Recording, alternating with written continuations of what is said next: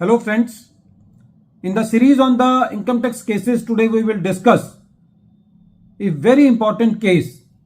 The name of the case is Deputy Commissioner of Income Tax versus Motilal Oswal Securities Limited. This case has been reported in 106 ITR Tribunal, short note 73.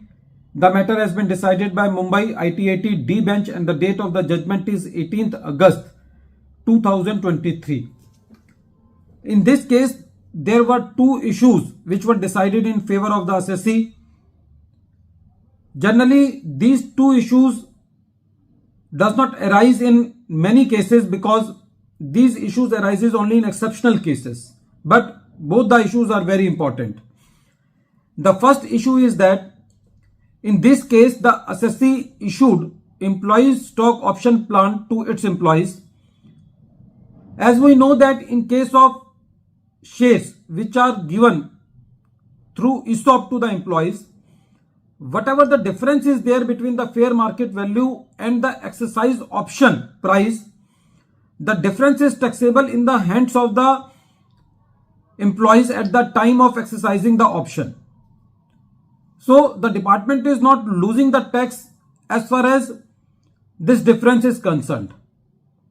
But the question which arose in this case was that the company claimed the difference between the fair market value and the exercise price which was exercised by the employees as an expenditure, as a revenue expenditure under section 37 subsection 1. Because it was the point of the assessee that these expenses have been incurred to retain the employees for a longer period of time, so these expenses should be allowed. But the assessing officer was of the view that since this is a notional loss, it should not be allowed. And secondly, it was the point of the learned assessing officer that when the shares are issued, so these expenses are not in revenue in nature, they are capital in nature, and that is why they should not be allowed. But the CIT appeal, by following the judgment of the Karnataka High Court in case of CIT versus Bicon Limited, allowed the appeal of the assessee on this point and said that the difference between fair market value and the exercise price should be allowed as revenue expenditure under section 37 subsection 1. When this matter came before the ITAT upheld the order of the CIT appeal. The second issue in this case was that the company incurred the CSR expenses. As all we know that in 2014, there was one explanation inserted in section 37, that is explanation 2, which expressly prohibited the allowance of CSR expenses while computing the income of the assessee. But the assessee in this case said that although these expenses are not allowed under section 37 subsection 1, but since this payment has been made to an institution which is registered under section 80G and there is no bar in the Income Tax Act for claiming this deduction under section 80G, so it should be allowed under section 80G. Although in 80G it was allowed 50% of the amount of the donation, but the assessee claimed that.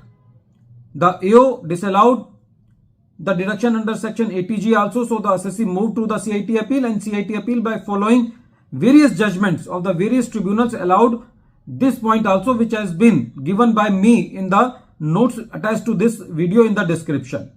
And when this matter came to the ITAT upheld the order of the CIT appeal and said that although the CSR expenses are not allowed under section 37 according to the explanation 2 to section 37, but there is no bar in the Income Tax Act in claiming those expenses under section 80G because these payment has been made to an organization which is registered under section 80G and the assessee is producing the 80G receipts. Friends, these both the issues are very important, although they are not very common, but they are very burning issues, and the assessee can get a lot of tax benefit and tax planning by following this judgment. My point is that, my appeal is that everyone should read this judgment because there is very good commentary on section 37 subsection 1 in this case. at the end of this video. Once again, I am repeating the name of the case. The name of the case is Deputy Commissioner of Income Tax versus Motilal Oswal Securities Limited, and this case has been reported in 106 ITR Tribunal Short Notes 73, and the matter has been decided by Mumbai ITAT D bench, and the date of the judgment is 18th August 2023.